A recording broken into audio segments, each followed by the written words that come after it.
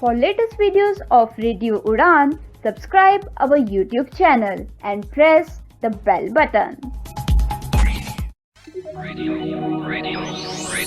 You are listening. Radio U, a flavor life. www.radioU.com. Radio. Very good evening, नमस्ते, सत श्री अकाल and hi दोस्तों, मैं हूं आरजे दिव्या शर्मा और ये है आपका अपना show vocabulary dose, a show to enhance your English vocabulary. तो दोस्तों, today in this 173rd episode we are going to talk about 16 mixed yet important words. जी हाँ दोस्तों, मिक्स्ड वर्ड्स की हम बात करेंगे जो कि इंपॉर्टेंट भी होंगे, तो इन्हीं वर्ड्स की आज हम बात करेंगे। अगर आपको कोई भी साथ के साथ बात करनी है, मैसेज करना है, तो आप स्काइप आईडी रेडियो उड़ान पे हमें मैसेजेस कर सकते हैं। और दोस्तों, अगर कोई भी एपिसोड मिस हो गया है तो आप बिल्कुल उसे बार बार सुन सकते हैं हमारे यूट्यूब चैनल रेडियो उड़ान पे। सब्सक्राइब कीजिए, वहाँ पे प्लेलिस्ट मिल जाएगी आपको। तो चलिए अभी के लिए जल्दी से अपनी डायरी नोट पर या जहाँ भी आप नोट करते हैं वर्ड्स खोल लीजिए, because this learning session is going to begin in a short while. Happy listening, stay tuned, happy learning. ओफो मम्मा, आप कहाँ जा रही हो? मुझे बहुत सारा होमवर्क करना है और मुझे कुछ समझ में नहीं आ रहा, मुझे मीनिंग भी समझ में नहीं आ रही, मैं कैसे करूँगी? ओफो बेटा, आपको पता है ना कि ऑफिस जाने का टाइम है। प्लीज बेटा, मैं शाम को आकर आपको पूरी इंग्लिश पढ़ा दूंगी, सब चीज समझा दूंगी। ओके बेटा? मम्मा भी चले गए, पापा भी चले गए, भैया भी नहीं है। अब मैं अपना इंग्लिश का होमवर्क कैसे करूँगी? अगर मुझे इंग्लिश के वर्ड्स आते तो मैं सारा होमवर्क कर लेती, पर मैं अब किससे पूछूं? ये परेशानी सिर्फ रिया को नहीं, उन सारे लोगों को होती है जिनकी इंग्लिश की वोकैबुलरी थोड़ी सी कमजोर है। आपकी वोकैबुलरी को और भी स्ट्रॉन्ग बनाने के लिए आरजे दिव्या लेकर आ रही है वोकैबुलरी डोज। तो हर गुरुवार शाम 7 से 8 बजे और हर शुक्रवार दोपहर 2 से 3 बजे तो अपनी इंग्लिश की कमजोरी को दीजिए एक नई पहचान। On your radio Udaan, a flight of life. तो दोस्तों, now we are in the first segment of this 173rd episode of vocabulary dose. और जैसे मैंने बताया कि आज हम बात करेंगे मिक्स्ड येट इंपॉर्टेंट वर्ड्स की। तो चलिए without wasting any time late us move further towards the first word. तो चलिए दोस्तों, जो पहला वर्ड इस शाम का है वो है dogmatic. Dogmatic, DOGMATIC, dogmatic, DOGMATIC, dogmatic. यानी कि अगर हिंदी डिक्शनरी की बात की जाए तो वहां है कटर, और इंग्लिश में डॉगमेटिक यानी कि follow a set of rules no matter what. कोई भी रूल्स हैं, कोई भी बिलीव्स हैं, उनको फॉलो करना, चाहे वो सही है चाहे वो गलत है, आंखें बंद करके उन्हें फॉलो करते जाना, तो वो होता है डॉगमेटिक। DOGMATIC, dogmatic. जैसे she was not tempted to be dogmatic about what she believed.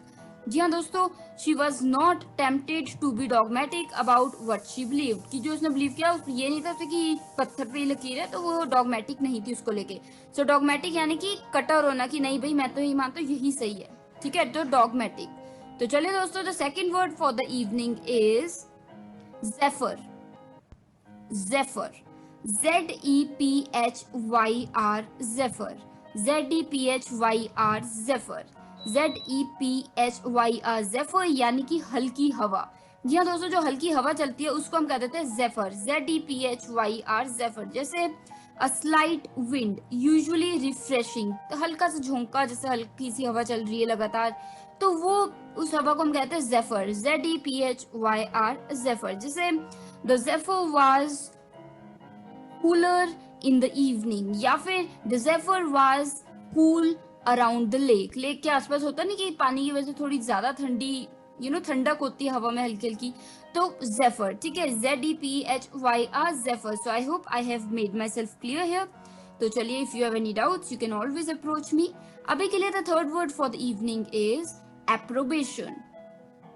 एप्रोबेशन, APPROBATION, approbation, APPROBATION, approbation. Approbation यानी कि प्रशंसा, प्रशंसा करना, मतलब किसी चीज को अप्रूव कर दिया। अगर आप किसी चीज को हामी भर देते हैं तो भी वो एक तरह से प्रशंसा ही हुई कि आपने तारीफ ही की तभी यस किया, ठीक है। सो एप्रोबेशन यानी कि ऑफिशियल अप्रूवल मिल जाए किसी चीज को, तो उसे हम कह देते हैं एप्रोबेशन, प्रशंसा। जैसे we need to wait for approbation before we announce it, मतलब होता नहीं, कई बार आपने कुछ अनाउंस करना होता है तो उसके लिए आप इंतजार करते हो कि ऑफिशियल पहले हामी आ जाए तभी आप अनाउंस करोगे। जैसे छुट्टियां कब हो रही हैं कॉलेज में, स्कूल में, तो वो अनाउंसमेंट तभी करोगे जब एक फॉर्मल ऑफिशियल यस आ जाएगी, यानी कि अप्रूवल आ जाएगा। तो एप्रोबेशन, APPROBATION, एप्रोबेशन। तो चलिए, the fourth word for the evening is bespeak, bespeak, BESPEAK, bespeak, BESPEAK, bespeak, BESPEAK, bespeak, यानी कि पहले से शर्त करना, मतलब पहले से शर्त करना। दोस्तों पार्डन मी अगर मैं हिंदी का कोई वर्ड गलत प्रोनाउंस करूं, बिकॉज हिंदी के जो वर्ड्स हैं वो कई बार मुझे ठीक से प्रोनाउंस करने में प्रॉब्लम आती है, तो I am trying my best. तो if you find any issues anywhere, do let me know about Hindi, ठीक है। तो अभी bespeak यानी कि पहले से शर्त करना, यानी कि बी अ सिग्नल ऑफ, जैसे होता नहीं कि सिम्टम हो या किसी चीज, किसी बीमारी का, किसी इश्यू का पहले ही साइन आ रहा है, सिम्टम आ रहा है कि जैसे आपके सपोज आपके स्किन पे बहुत ज्यादा निशान पड़ रहे हैं, तो वो किसी डिजीज का एक होता नहीं कि डिजीज का एक कारण हो सकता है कि मतलब आपको एक हिंट आ रहा है। तो bespeak, जैसे these symptoms bespeak a serious illness, अगर किसी के एकदम से बाल झड़ने लगे हैं और पैर वगैरह में, हाथ पैरों में सूजन आने लगी, तो these symptoms bespeak a serious illness या issue। तो bespeak यानी कि एक सिम्टम, साइन, तो कोई चीज जो दर्शाती है, तो दर्शाती है bespeak। हिंदी में हो गया पहले से शर्त करना, ठीक है। तो दोस्तों ये हो गए 4 वर्ड्स इस फर्स्ट सेगमेंट के, इस 173rd एपिसोड के, और मुझे उम्मीद है कि आपको बिल्कुल चारों वर्ड समझ आए होंगे और अच्छे भी लगे होंगे। पर अगर जल्दी में आपने कोई मिस कर भी दिया है तो जल्दी से एक रिकैप ले लेते हैं हम हमेशा की तरह। The first word for the evening was dogmatic, dogmatic, DOGMATIC, dogmatic, DOGMATIC, dogmatic, यानी कि कटर, कटर, डॉगमेटिक, यानी कि follow a set of rules no matter what. एक रूल, कोई रूल्स है, रेगुलेशन हो, चाहे वो गलत है चाहे सही है, कोई आंखें बंद करके उनको फॉलो ही करी जा रहा है, तो वो हो जाता है डॉगमेटिक, यानी कि बहुत कटर। जैसे she was not tempted to be dogmatic about what she believe, मतलब जैसे सपोज कीजिए कि आप कुछ सोचते हैं, बिलीव है आपका, आपको यकीन है कि कोई चीज ऐसी है, हालांकि वो चाहे ऐसी हो ना हो, आपका बिलीफ है, तो आप डॉगमेटिक नहीं है कि हो सकता है वो ना भी हो ऐसी, कोई और कहते तो आप मान भी सकते हैं कि हाँ ठीक है मैं गलत था, तो आप डॉगमेटिक नहीं है उस चीज को लेकर। अगर आप डॉगमेटिक होते तो आप कहते नहीं नहीं यही रूल है, यही सही है, यही पत्थर पे लकीर है, ठीक है। तो उम्मीद है कि ये समझ आया होगा आपको। The second word for the evening was zephyr, ZEPHYR, zephyr, ZEPHYR, zephyr, यानी कि हल्की हवा। जी हाँ दोस्तों, हल्की हवा जो होती है वो, उसे हम कहते हैं ज़ेफर। ये रिफ्रेशिंग होती है, बिल्कुल फ्रेश कर देने वाली एक हल्की हवा होती है, तो उसे हम कहते हैं ज़ेफर। जैसे a slight wind, usually refreshing, तो स्लाइट विंड, हल्की हवा। जैसे the zephyr was cool by the lake, मतलब लेक के आसपास, जैसे लेक होता है तो उस लेक में पानी होता है, तो पानी की वजह से जो आसपास हल्की हल्की हवा होती है वो ज्यादा ठंडी होती है, आपने कभी महसूस किया होगा, तो उसे हम कहते हैं ज़ेफर, ZEPHYR, ज़ेफर, जो हल्की हल्की ठंडी हवा होती है, हल्की हल्की रिफ्रेशिंग हवा होती है, उसे हम कहते हैं ज़ेफर। तो चलिए, the third word for the evening was approbation, APPROBATION, approbation, APPROBATION, approbation, यानी कि प्रशंसा, किसी चीज की प्रशंसा करना, ऑफिशियल अप्रूवल, मतलब प्रशंसा। दोस्तों अगर हम किसी बात में हामी भर देते हैं वो भी एक तरह से प्रशंसा ही हुई है ना। तो यहाँ पे अप्रोबेशन का जो डिक्शनरी मीनिंग कहूँ वो बताया हुआ था प्रशंसा। तो यहाँ पे ऑफिशियल अप्रूवल, जब ऑफिशियली आप किसी चीज को हामी भर देते हैं या कोई भर देता है हामी अथॉरिटीज, तो वो हो जाता है अप्रोबेशन। जैसे we need to wait for approbation before we announce it। जी हाँ दोस्तों, we need to wait for approbation before we announce it। इससे पहले कि हम ये चीज अनाउंस कर दें, हमें अभी अप्रूवल का इंतजार करना होगा, ठीक है। तो चलिए, उम्मीद है समझ आया होगा आपको। The fourth word for the evening was bespeak, BESPEAK, bespeak, BESPEAK, bespeak, यानी कि पहले से शर्त करना, मतलब एक तरह से हिंदी में मीनिंग इसका ये बताया हुआ है, पहले से शर्त करना, तो कोई चीज दर्शाती है, जो चीज दर्शाती है, bespeak, जो दर्शा रही है, कोई साइंस है, कोई सिम्टम्स है जो दिखा रहे हैं कि कोई चीज बड़ी हो सकती है आपको हेल्थ प्रॉब्लम, तो वो साइन सिम्टम्स को हम bespeak कह देते हैं। जैसे बी अ सिग्नल फॉर और अ सिम्टम ऑफ, जैसे these symptoms bespeak a serious illness, किसी की कोई बाल झड़ रहे हैं, एकदम से हाथ पैरों में सूजन आ रही है एकदम से, तो वो एक they can bespeak a serious illness, कि हो सकता है कि वो एक सिग्नल हो, साइन हो कि कुछ बड़ी प्रॉब्लम है हेल्थ में, ठीक है। तो दोस्तों ये हो गए 4 वर्ड्स फर्स्ट सेगमेंट के इस 173rd episode of vocabulary dose. तो जल्दी से मैं एक छोटी सी ब्रेक लेती हूँ और लौटूंगी। सुन रहे हैं vocabulary dose with RJ Divya Sharma, और ये सीखने का सिलसिला इसी तरीके से चलता रहेगा। मिलती हूँ आपको ब्रेक के उस पार। Happy listening, stay tuned and stay hydrated.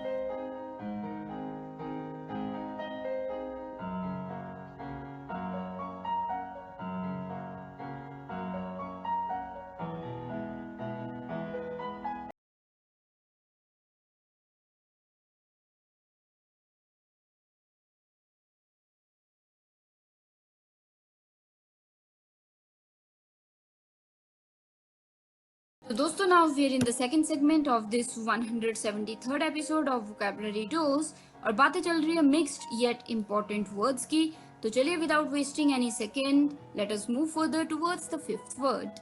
तो 5वां वर्ड इस शाम का है माउंडर। माउंडर, MAUNDER, माउंडर, MAUNDER, माउंडर यानी कि फिराना, घुमाना फिराना। घुमाना फिराना हिंदी मीनिंग है, इसका डिक्शनरी मीनिंग है। कहीं पे कोई प्रोनाउंसिएशन प्रॉब्लम हो, कोई गलती बोल दूं मैं हिंदी की प्रोनाउंसिएशन में, तो पहले से क्षमा चाहूंगी। तो आप बिल्कुल करेक्ट कर सकते हैं अगर हिंदी की कोई प्रोनाउंसिएशन गलत हो। तो अभी के लिए जो माउंडर है उसको हम कहते हैं घूमना फिरना, यानी कि वंडर एमलेसली।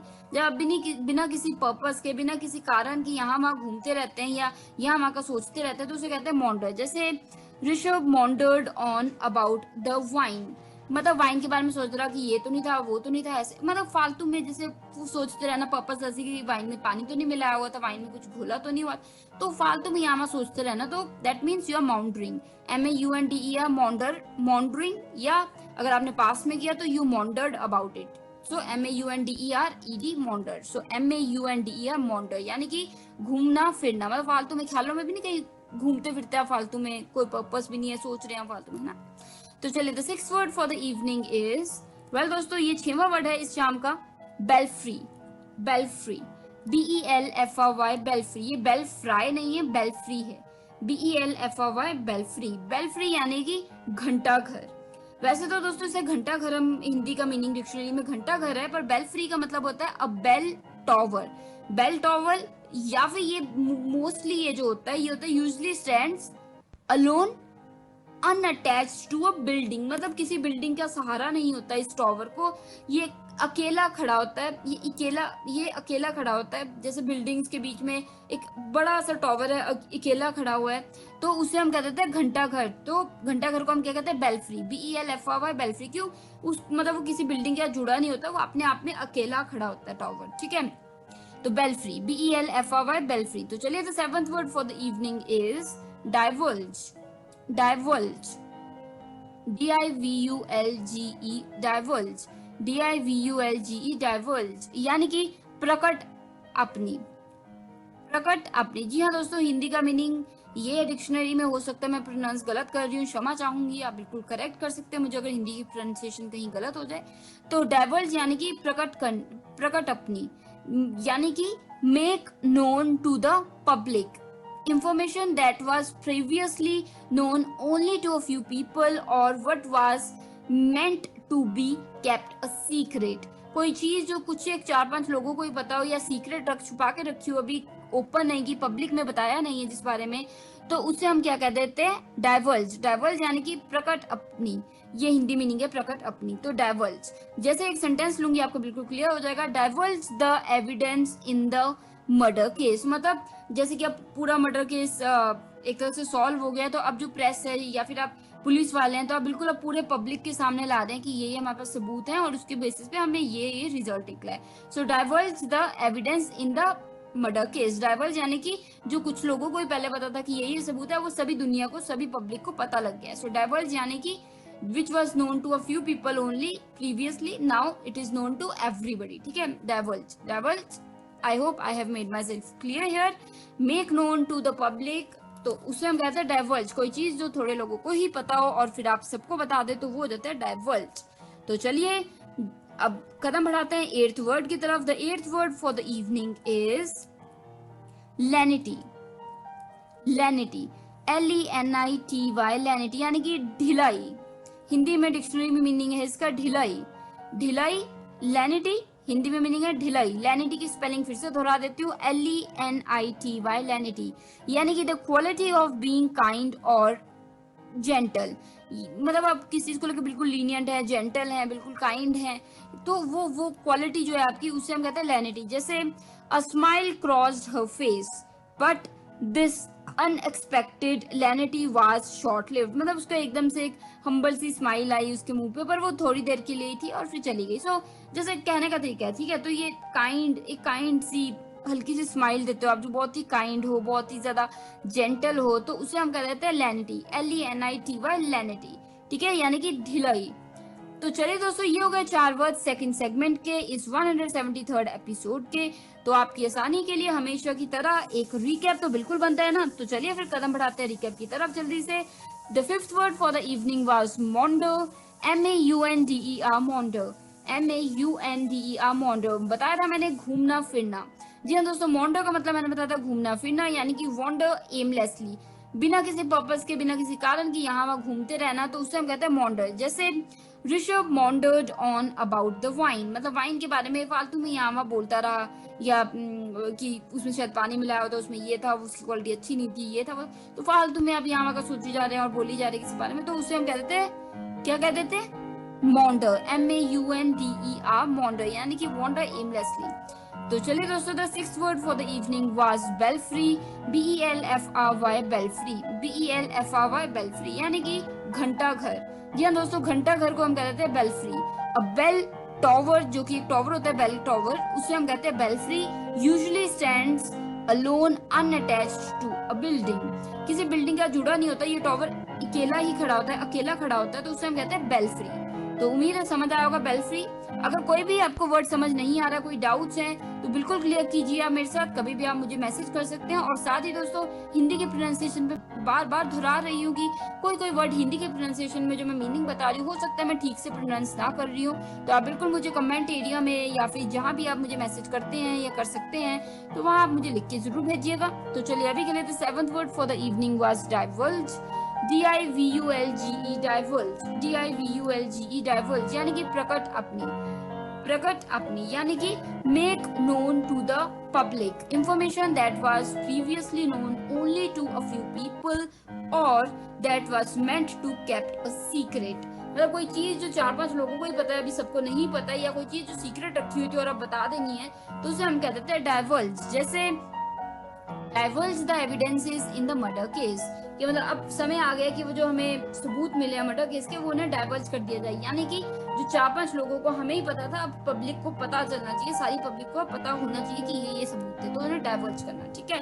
तो कोई समझ नहीं आई चीज तो आप बिल्कुल पूछ सकते हैं। अभी के लिए the eighth word for the evening was lenity, LENITY, lenity, LENITY, lenity, यानी कि ढिलाई। हिंदी में है ढिलाई, ढिलाई इंग्लिश में lenity, LENITY, lenity, यानी कि the quality of being kind and gentle, जब बहुत ही काइंड है, जेंटल है, कोई किसी की मुस्कुराहट में काइंडनेस है, जेंटलनेस है, मतलब बहुत ही जेंटल है, तो उसे हम कहते हैं lenity। जैसे a smile crossed her face but this unexpected lenity was short lived, मतलब जो हम्बल सी स्माइल है उसके चेहरे पे, वो कुछ देर की मेहमान थी, बस फिर चली गई। तो स्माइल यानी कि एक स्माइल, एक हम्बल सी स्माइल आना, या किसी का कोई ट्रेट है, हम्बल है बहुत, तो वो lenity, ठीक है, LENITY, lenity, मतलब कि जस्ट सपोज कीजिए कोई कठोर आपका सर है, वो कभी भी मानता नहीं है, और आपने बहुत रिक्वेस्ट की, तो हल्की सी स्माइल आई मुंह पे, तो आपको लगा कि शायद वो ढीले पड़ रहे हैं, यानी कि ढिलाई आ रही है, मतलब कि लीनियंट हो रहे हैं, तो पर वो फिर थोड़ी देर के लिए वो फिर वापस सख्त हो गए, तो lenity, ठीक है।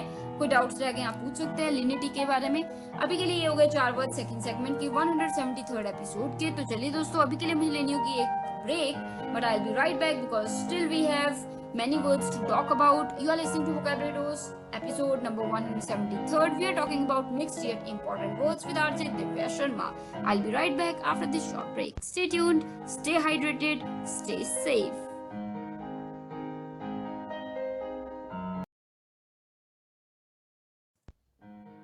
So दोस्तों, now we are in the third segment of this 173rd episode of Vocabulary Dose, and today we are talking about 16 mixed yet important words. So far we have talked about 8 words and now we are going to step into 8 other words. तो चलिए, the 9th word for the evening is errant. Errant.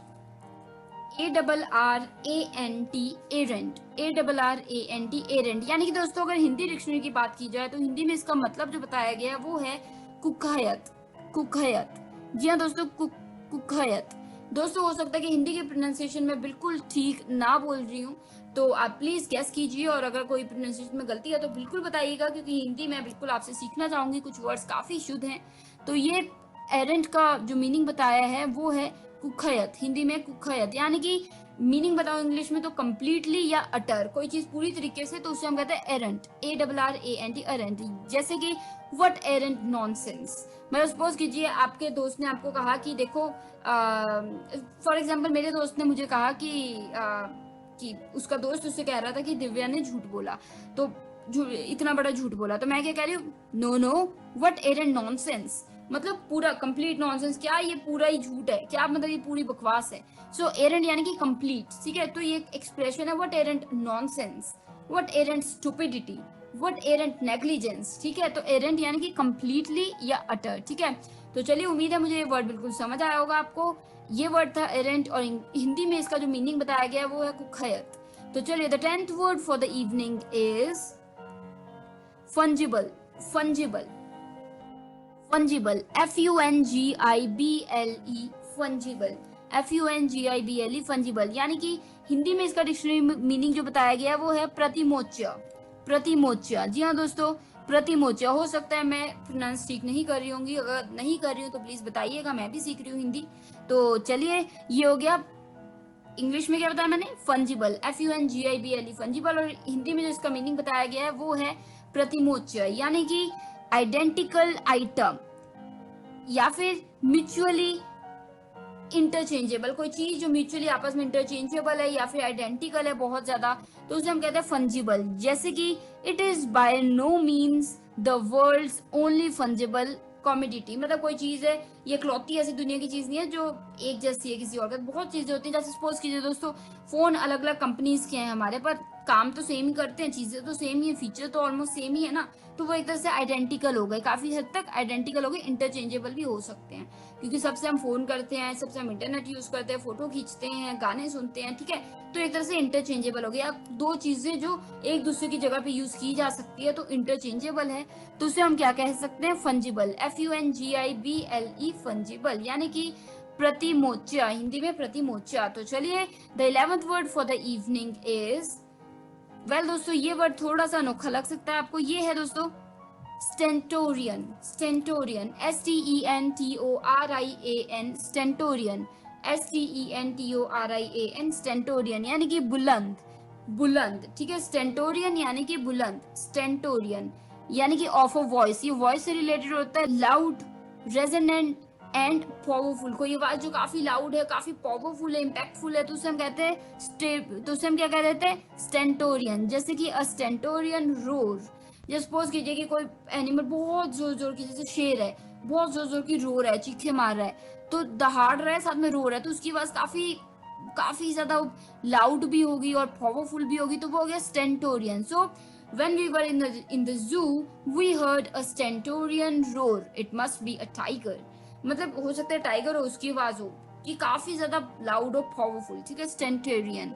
STENTORIAN. स्टेंटोरियन. तो चलिए दोस्तों, ये हो गया 11th word. The 12th word for the evening is fetid. Fetid. FETID. Fetid. FETID. Fetid. जी हाँ दोस्तों, FETID. फेटेड यानी कि दुर्गंधी युक्त. दुर्गंधी युक्त. तो हिंदी का डिक्शनरी मीनिंग है दुर्गंधी युक्त.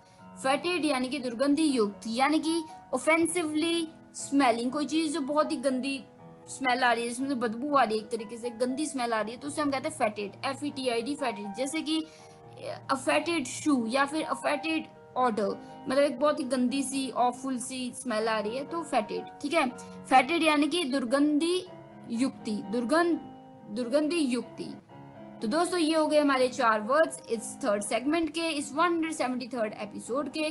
तो आपकी आसानी के लिए, ताकि आपको कोई मिस ना हो वर्ड, जल्दी से एक रिकैप तो बनता ही है। तो चलिए, the 9th word for the evening was arrant, ARRANT, arrant यानी कि कुख्यात।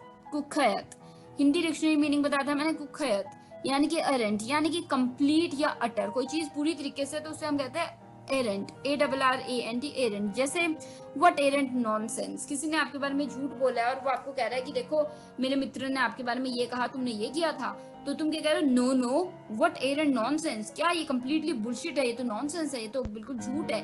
तो पूरी तरीके से कंप्लीटली नॉनसेंस यानी कि एरेंट नॉनसेंस। ठीक है, उम्मीद है बिल्कुल समझ आया होगा ये वर्ड। कोई डाउट्स हैं, क्लियर करना है कुछ, आप बिल्कुल मुझे भेज सकते हैं, मुझे अप्रोच कर सकते हैं और हम डिस्कस करेंगे उस बारे में। तो चलिए, अभी के लिए the 10th word for the evening was fungible, FUNGIBLE, fungible, FUNGIBLE, fungible यानी कि प्रतिमोच्य। हाँ दोस्तों, प्रतिमोच्य हिंदी डिक्शनरी मीनिंग में है प्रतिमोच्य यानी कि फंजिबल। फंजिबल यानी कि आइडेंटिकल आइटम या म्यूचुअली इंटरचेंजेबल, कोई चीज जो दो चीजें एक जैसी है या फिर म्यूचुअली इंटरचेंज हो सकती हैं, अदला बदली उनकी हो सकती है, दोनों का पर्पस एक है, काम एक तरीके से करती हैं या कर सकती हैं, तो उसे हम कहते हैं फंजिबल। जैसे it is by no means the world's only fungible commodity, मतलब ये इकलौती दुनिया की ऐसी चीज नहीं है जो किसी और की जगह पे यूज की जा सकती है। बहुत चीजें हैं हर फील्ड में, चाहे मोबाइल्स की ले लो, अलग अलग कंपनी के मोबाइल पर एक दूसरे की जगह पे काम कर सकते हैं वो, क्योंकि दोनों के फीचर ऑलमोस्ट सेम है, काम सेम है, पर्पस सेम है, फंजिबल। ठीक है, तो चलिए, I hope I have made myself clear there. तो चलिए, the 11th word for the evening was stentorian. Stentorian, STENTORIAN, stentorian. Stentorian यानी कि बुलंद। या दोस्तों, कोई चीज काफी बुलंद हो तो उसे हम कहते हैं स्टेंटोरियन ऑफ वॉइस। वॉइस से रिलेटेड होती है, कोई चीज बहुत बुलंद हो, लाउड हो, पावरफुल हो, इम्पैक्टफुल हो, तो उसे हम कहते हैं स्टेंटोरियन। जैसे अ स्टेंटोरियन रोर, जैसे कि we went to a zoo and we heard a stentorian roar, it must be a tiger, मतलब एक बहुत जोर की एक आवाज आई रोर की, चीखने की, तो वो आवाज में एक अथॉरिटी थी, पावरफुलनेस थी, लाउड थी, तो हो सकता है शेर हो सकता है टाइगर हो। ठीक है, स्टेंटोरियन। तो चलिए, स्टेंटोरियन हो गया बुलंद। तो चलिए, the 12th word for the evening was fetid. Fetid, FETID, fetid यानी कि दुर्गंधी युक्त। दुर्गंधी युक्त डिक्शनरी मीनिंग है इसका, दुर्गंधी युक्त। फेटिड यानी कि दुर्गंधी युक्त यानी कि ऑफेंसिवली स्मेलिंग, कोई चीज जो अच्छा स्मेल नहीं कर रही है, जिसमें से बदबू आ रही है, जिसमें से गंध आ रही है, तो उसे आप कहते हैं फेटिड। जैसे अ फेटिड ऑर्डर या फिर अ फेटिड शू, एक शू में से गंदी स्मेल आ रही है, बदबू, तो आप कह रहे हैं फेटिड। ठीक है, तो दोस्तों ये हो गए 4 वर्ड्स इस थर्ड सेगमेंट के 173rd एपिसोड के। तो चलिए, उम्मीद है मुझे ये 4 वर्ड्स आपको बिल्कुल समझ आए होंगे। अभी के लिए एक ब्रेक ले लेते हैं और ब्रेक के बाद मैं तुरंत लौटूंगी। मैं हूँ आरजे दिव्या शर्मा, सुन रहे हैं वोकैबुलरी डोज। तो जल्दी से पानी पी के आइए और मैं मिलती हूँ एक ब्रेक के उस पर। Happy listening, stay tuned, stay hydrated.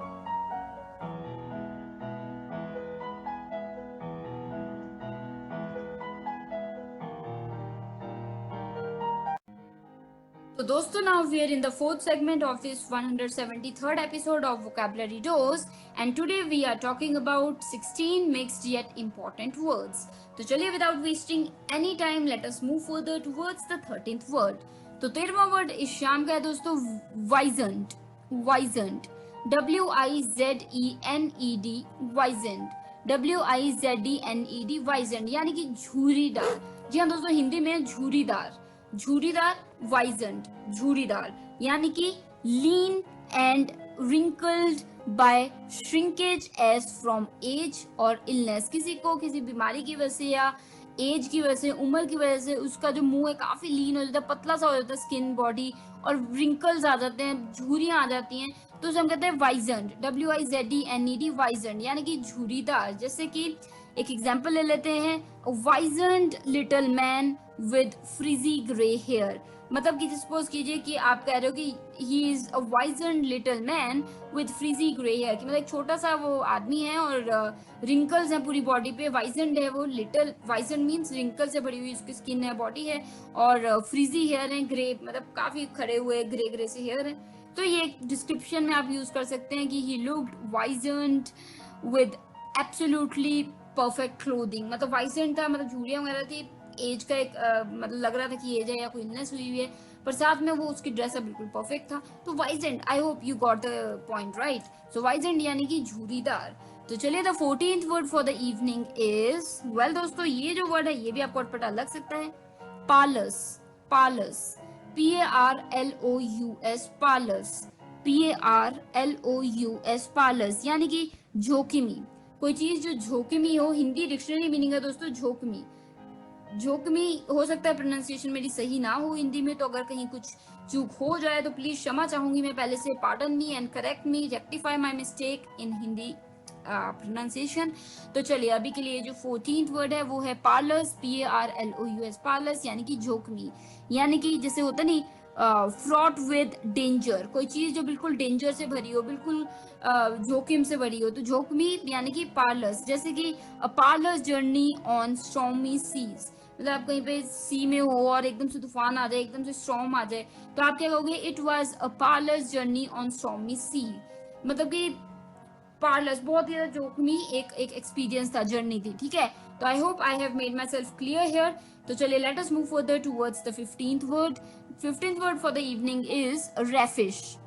रेफिश, RAFFISH, raffish यानी कि दोस्तों इसका मतलब जो अगर हिंदी डिक्शनरी की बात की जाए तो वो है बदचलन। जी हाँ दोस्तों, ये हिंदी में काफी एक एक्सट्रीम सा डिक्शनरी मीनिंग बताया हुआ है, बदचलन यानी कि रेफिश। यानी कि अगर हिंदी में तो चलो बदचलन है, पर इंग्लिश में इसका जो मीनिंग है वो है marked by up to dateness in dress and manners, जो कि बहुत अनकन्वेंशनल है। अगर आजकल जैसे बहुत अल्ट्रा मॉडर्न मेन हैं, विमेन हैं, वो अपने बाल बूल, hairstyles, lifestyles, clothing, dressing, movements, manners, etiquette सब अपने चेंज करते जाते हैं, बहुत ज्यादा अनकन्वेंशनल होते जा रहा है। तो आप उन्हें कह सकते हैं रेफिश, यानी कि एक तरह से आप बदचलन कह सकते हैं, हो सकता है क्योंकि हिंदी मीनिंग इसका बदचलन है, थोड़ा ऑफेंसिव सा वर्ड है ये हिंदी में बदचलन, पर चलिए रेफिश। तो इसका मतलब जो है raffish young man, he is a raffish young man, यानी कि मतलब कि बाल बूल पूरे रंगे हुए हैं, कपड़े कुपड़े वो बिल्कुल फटे हुए, अल्ट्रा मॉडर्न पहनता है, और एक हाथ में सिगरेट होता है, एक हाथ में बॉटल होती है वाइन की।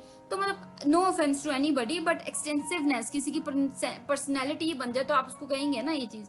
कोई occasionally once in a while करे तो ठीक है, बट अगर कोई व्यक्ति रोज ही करता है, रोज ही दिखता है वैसे, तो क्या हो जाएगा, रेफिश यंग मैन। रेफिश यानी कि काइंड ऑफ बदचलन, काइंड ऑफ यानी कि marked by up to dateness in dress and manners, unconventional way में, ठीक है। तो चलिए अगर कोई डाउट्स हैं, कोई क्लैरिटी चाहिए वहां पे, तो बिल्कुल आप मुझसे बात कर सकते हैं, मुझे मैसेज कर सकते हैं, ठीक है। तो अभी के लिए the 16th word for the evening is circumspect। circumspect, circumspect, CIRCUMSPECT, circumspect यानी कि चौकस। हिंदी डिक्शनरी मीनिंग है इसका चौकस।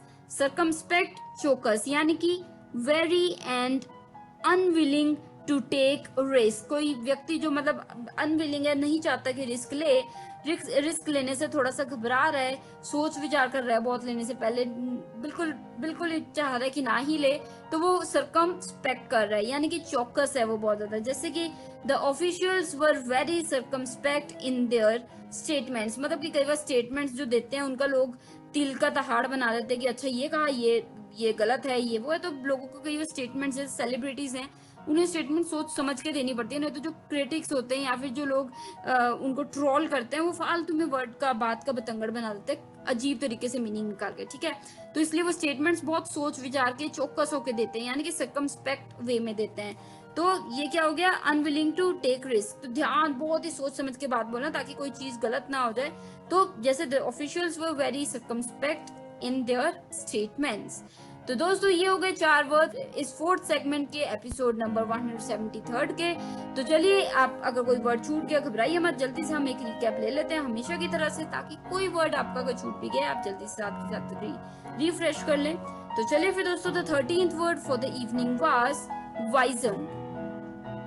वाइजेंट, WIZENED, वाइजेंट। जी हाँ दोस्तों, वाइजेंट यानी कि बताया था मैंने झूरीदार, झूरीदार वाइजेंट यानी कि lean and wrinkled by shrinkage as from age और इलनेस, किसी एलिमेंट की वजह से या एज की वजह से, उम्र की वजह से किसी व्यक्ति की जो बिल्कुल जो लीन हो जाती है, बॉडी पतली सी हो जाती है और रिंकल्स आ जाते हैं, तो उसे हम कहते हैं, क्या कहते हैं, वाइजेंट, WIZENED, वाइजेंट यानी कि झूरीदार। जैसे a wizened little man with frizzy grey hair, जैसे आप किसी को डिस्क्रिप्शन दे रहे हैं कि वो किसी ने आपसे पूछा अच्छा तो मिस्टर आनंद दिखते कैसे हैं, तो आपने कहा mister Anand he is wizened little man with frizzy grey hair, कि वाइजन्ड किसी को डिस्क्राइब करने के लिए आप ये वर्ड यूज कर सकते हैं। कोई झूठीदार इंसान है तो उसके लिए आप ये यूज कर सकते हैं वाइजन्ड, ठीक है। तो चलिए 14th word for the evening was parlours, PARLOUS parlours, PARLOUS parlours, यानी कि जोखमी, जोखमी जोखम से भरी हुई, खतरे से भरी हुई, जो खतरीली हो, जोखमी हो, तो उसे हम कहते हैं पार्लर्स। पार्लर्स का हिंदी डिक्शनरी मीनिंग है जोखमी, और पार्लर्स का मतलब होता है फ्रॉट विद डेंजर, कोई चीज जो बिल्कुल डेंजर से भरी हो, खतरे से भरी हो, जोखम से भरी हो, तो उसे हम कहते हैं पार्लर्स।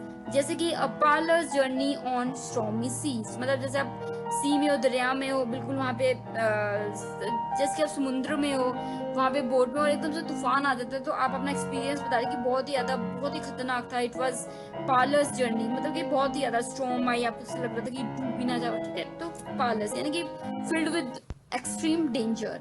तो चलिए the 15th and the second last word for the evening was raffish, raffish, RAFFISH raffish. जी हाँ दोस्तों, RAFFISH रेफिश यानी कि बदचलन। एक तरह से हिंदी में काफी एक बहुत ज्यादा एक्सट्रीम वर्ड दिया हुआ है इन्होंने, बदचलन।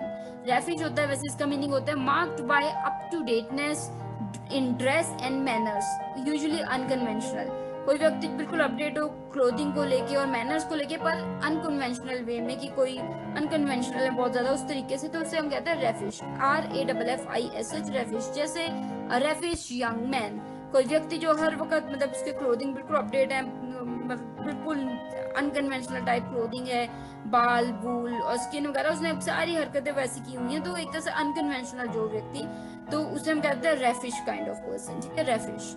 तो चलिए the 16th and the last word for the evening was circumspect, circumspect, CIRCUMSPECT, circumspect, CIRCUMSPECT circumspect, यानी कि चौकस। हिंदी में डिक्शनरी मीनिंग है चौकस, सर्कमस्पेक्ट यानी कि चौकस। जैसे very unwilling to take a risk, या टेक रिस्क, कोई व्यक्ति जो रिस्क लेने से डरता है कि कहीं कोई गलत मीनिंग ना समझ ले, कोई गलत ना सोच ले, तो वो जो जोखिम लेने से, जो मतलब रिस्क लेने से अनविलिंगनेस है, उसको रिस्क लेने से डरता है, तो सर्कमस्पेक्ट करता है कि कहीं ऐसा करूं तो ऐसा ना हो जाए, ऐसा करूं तो कोई बुरा ना मान जाए, सर्कमस्पेक्ट। जैसे सेंटेंस मैंने बताया था, the officials were very circumspect in their statement, जो स्टेटमेंट देने से कतर रहते, मतलब उनको थोड़ा सा था कि यार दें कि ना दें, क्योंकि ये डर होता है कि पता नहीं क्रिटिक्स है आजकल के लोग क्या ट्रोल करते हैं, क्या समझ लें और क्या बात का बतंगड़ बन जाए। तो एक सर्कमस्पेक्ट, काफी सोचना विचार करना और थोड़ा सा डर डर के कोई चीज करना, तो वो circumspect, CIRCUMSPECT circumspect.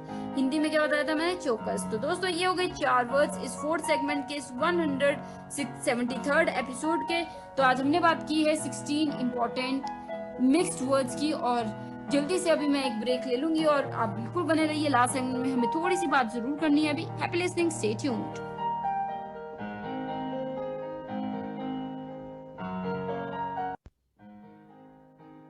So friends, now we are in the last segment of this 173rd episode of Vocabulary Dose, and today we have talked about 16 mixed yet important words. जी हाँ दोस्तों, 16 mixed yet important words की आज हमने बात की है। कोई word को लेके आपको कोई डाउट है, क्लियरेंस चाहिए, या कोई चीज समझ नहीं आई है, घबराइए मत।